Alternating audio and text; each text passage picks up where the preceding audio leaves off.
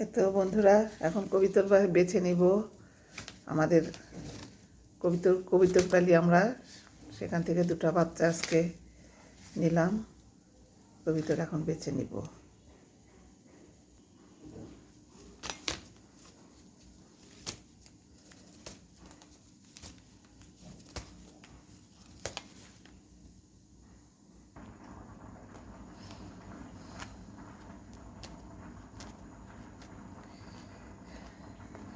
কবুতরের বাচ্চার পোড়াগুলা নরম, তো বাঁচতে ভালোই লাগে, খারাপ লাগে না। এই তো বন্ধুরা, আমার কবুতরটা বাছা হয়ে গেল। এখন যেটুকু বাকি আছে এটা পোড়ানোর পরে বাঁচবো। এই তো বন্ধুরা, আমার কবুতর কাটা হয়ে গেছে, এখন রান্না করব।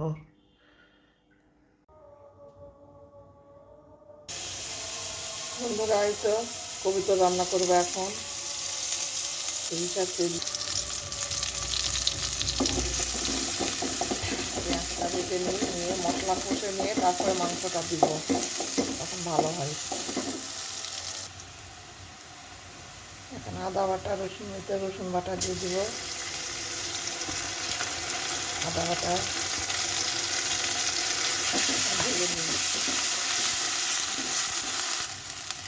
আদা রসুন ভেজে নেওয়া হলো। এখন একটু পানি দিয়ে এখানে সব মশলা দিয়ে দিব। এখন সব গুঁড়া মশলা এখানে দিয়ে দিলাম। মশলাটা কষে নেব।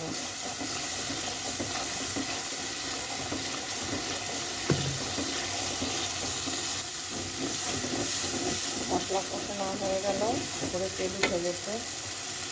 এখন কবুতরের মাংসটা দিয়ে দেব।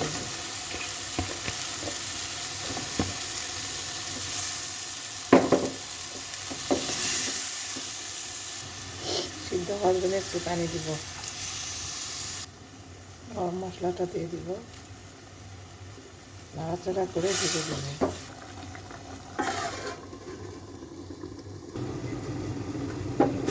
কেমন হলো একটু নাড়াচাড়া করে দিতে হবে।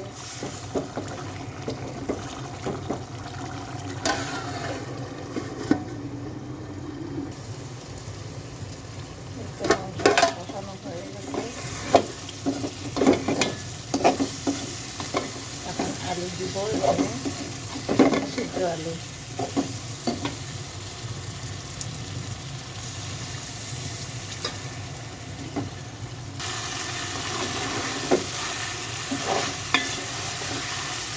মাংসটা এখন কষাই ভালো, একটু কষানো প্রায় হয়ে গেছে। বন্ধুরা, তোমরা কেমন আছো কমেন্ট করে জানাবে। আমাদের এখানে তো খুব শীত, অনেক ঠান্ডায় হাত পা চলছে না।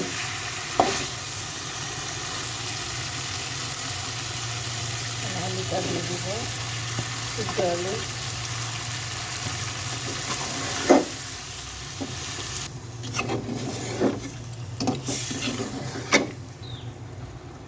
রেখে দিলাম।